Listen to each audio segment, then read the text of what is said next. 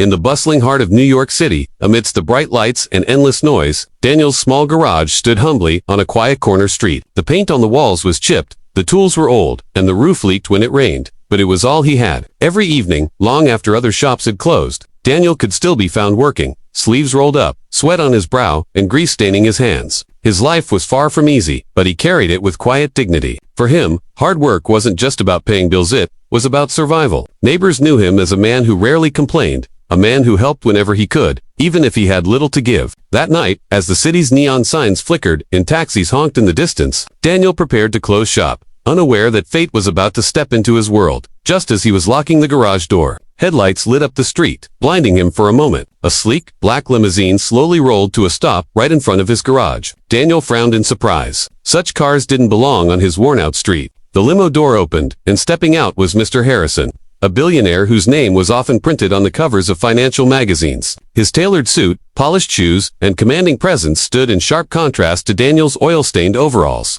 But before Daniel could even process the moment, another figure emerged, a little girl, around 10 years old, with a sparkle in her eyes and a mischievous grin on her lips. She was Harrison's daughter, Lily, full of youthful energy that seemed to lighten the night air.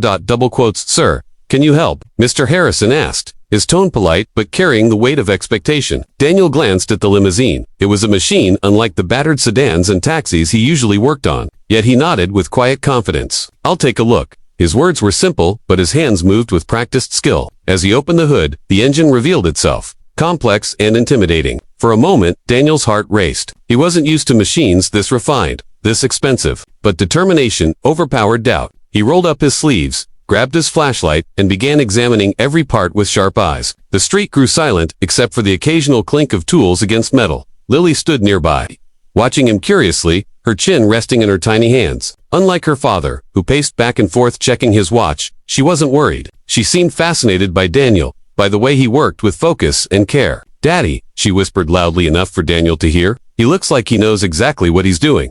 Daniel smiled faintly, though he kept his eyes on the engine. The compliment, innocent as it was, warmed him in a way money never could. Mr. Harrison, however, only sighed impatiently, unused to waiting on anyone. Yet Daniel ignored the weight of status and wealth. To him, the car wasn't just a machine, it was a puzzle waiting to be solved. Minutes passed and sweat trickled down Daniel's forehead, but finally, he tightened the last bolt with a satisfied nod. He closed the hood, wiping his hands on a rag. Try it now, he said. Mr. Harrison slid into the driver's seat and turned the ignition. The engine roared to life, smooth and powerful, as though it had never faltered. Relief crossed Harrison's face, but before he could say anything, Lily clapped her hands and jumped with excitement. Mom's going to be so happy, she shouted. Then, with a mischievous giggle, she looked up at her father and declared, Daddy, maybe he should marry me when I grow up, he's so kind. The words hung in the air, light yet powerful.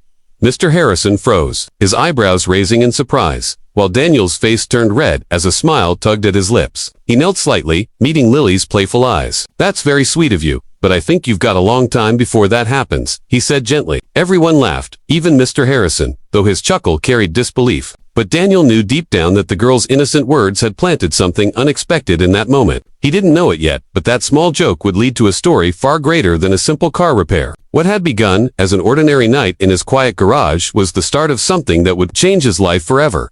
Later that evening, when the limousine purred perfectly outside their grand home, Mr. Harrison cleared his throat and gestured toward Daniel. You've done more than you know. Come in, at least for a meal. It's the least we can do. Daniel hesitated. He looked down at his overalls, streaked with grease and dirt. His calloused hands were rough against the polished marble of their front steps, and he felt completely out of place. But the invitation carried sincerity, and before he could decline, Lily grabbed his hand with surprising strength for a child. Please, come inside. You have to meet Mom, she insisted, tugging him toward the wide double doors. With a small, uncertain smile, Daniel followed, the enormity of the mansion towering over him as crystal chandeliers glimmered through the windows. It was a world far from his own, but one he was about to step into. The Harrison mansion was breathtaking. The tall ceilings stretched endlessly, with golden trim that gleamed beneath chandeliers made of crystal. Polished floors reflected the warm glow of the lights, and paintings lined the walls, portraits of ancestors and landscapes framed in gold. Daniel's boots squeaked softly as he shuffled inside, awkward in the grandeur. He had never seen such wealth up close,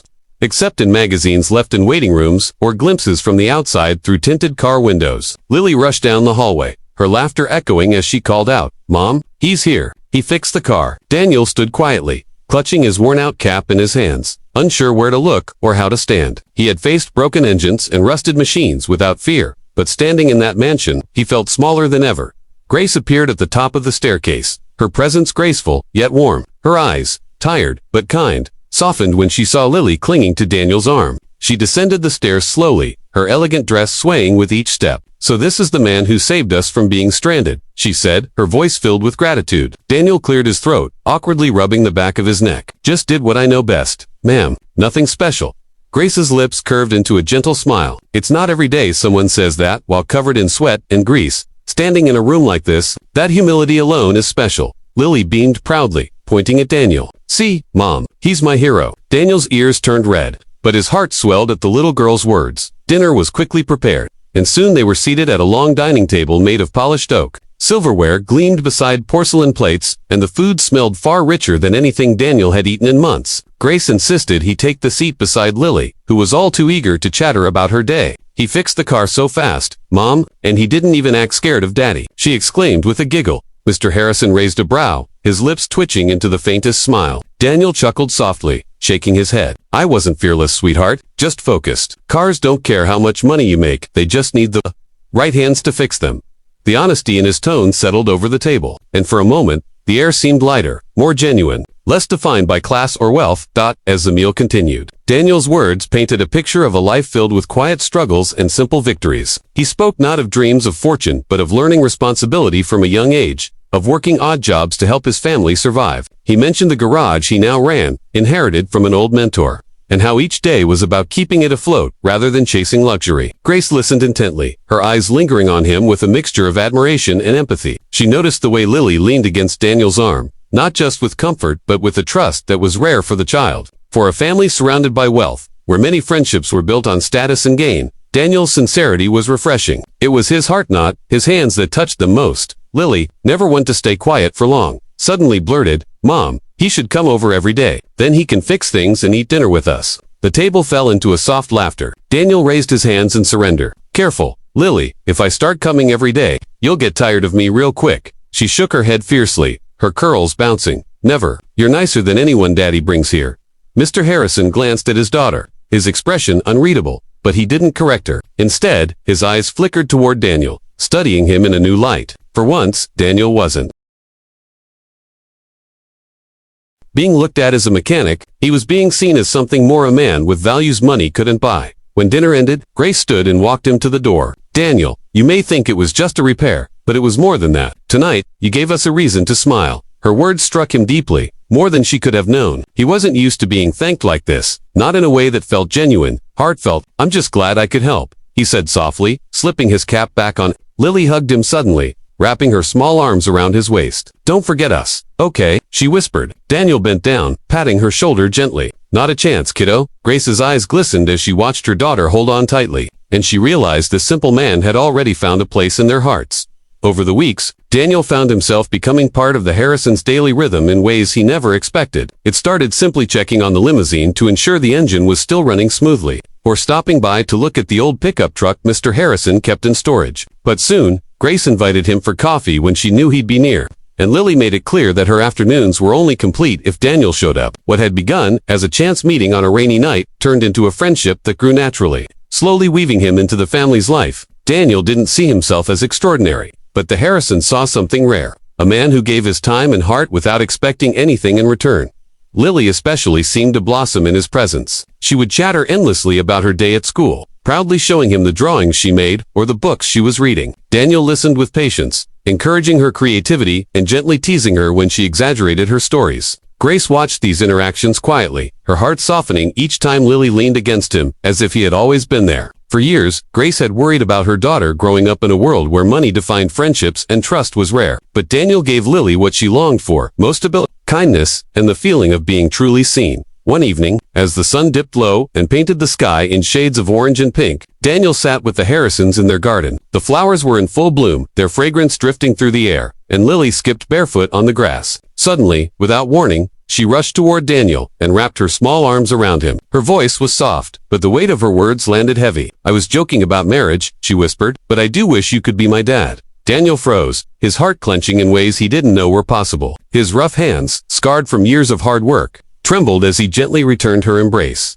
Grace's breath caught in her throat as she witnessed the moment. Her eyes shimmered with tears she tried to hold back. It wasn't just a child's innocent words, it was a confession of longing, of something her daughter had quietly yearned for. For Grace, the realization was both heartbreaking and healing. She had spent so long trying to fill every role herself, provider, nurturer, protector, but no matter how hard she worked, she knew Lily still needed a father's presence. And in Daniel, with his humility and his steady heart, she saw the answer her daughter had found on her own.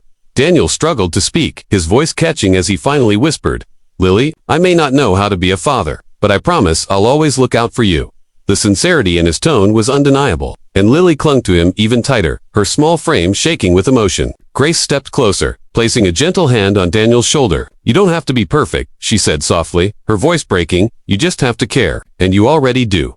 The garden fell silent, save for the soft rustling of leaves in the evening breeze, as the weight of those words settled around them like a blessing. From that evening onward, things changed subtly yet unmistakably. Daniel was no longer just a mechanic who had fixed their car, he was family. He would join them for Sunday dinners, sometimes cooking meals himself with a simplicity that warmed the mansion more than any lavish feast ever had. He took Lily on bike rides and showed her how to tighten the chains, teaching her small lessons about responsibility and independence. Grace too found herself drawn to him in quiet moments, sharing stories over coffee, laughing at his dry humor, or simply enjoying the comfort of his presence. Slowly, the walls she had built around her heart began to crumble. For Daniel, it was overwhelming at times. He had always thought of himself as ordinary, a man who fixed cars, paid bills, and tried to make ends meet. Yet here he was, filling a space in the lives of people whose world had once felt galaxies away from his own. More than once, he lay awake at night wondering if he deserved it. But each time he saw Lily's beaming smile or Grace's grateful glance, he realized it wasn't about deserving, it was about choosing to love and be loved in return. One night, as the three of them sat together on the porch, Lily resting sleepily against Daniel's side, Grace turned to him with eyes full of quiet certainty. "Daniel," she said, her voice trembling slightly, "you've given us something no amount of wealth could ever buy: peace, trust, and love. For years I thought money could protect us from everything, but you've shown me the truth. It's not what's in the bank account, it's what's in the heart." Daniel didn't know how to answer at first, overwhelmed by the depth of her words. All he could do was take her hand, rough fingers intertwining with hers. As silence spoke more loudly than words ever could, in that silence, something profound shifted. Grace realized she wasn't just thanking him for what he'd done, she was inviting him into their lives permanently. Daniel understood too, though neither of them spoke the exact words that night. The bond had already been sealed by Lily's innocent wish, and now it was simply finding its natural form. For Daniel, who once thought he had nothing to offer beyond his labor, it was the greatest gift he could ever receive. A family who needed him, not for what he could fix, but for who he was. What began with a broken car on an ordinary evening had blossomed into a love story that touched every heart it reached. Daniel had walked into the Harrisons' lives as a humble mechanic, unsure of his place in their glittering world, but he stayed because a little girl had seen something no one else had: the father she wished for, the man her mother could lean on, the friend who brought laughter back into their home. And as Daniel hugged Lily close that night, with Grace watching through tear-filled eyes, he finally understood. Sometimes life's greatest repairs aren't under the hood of a car, but within the fragile, hopeful hearts of the people we meet.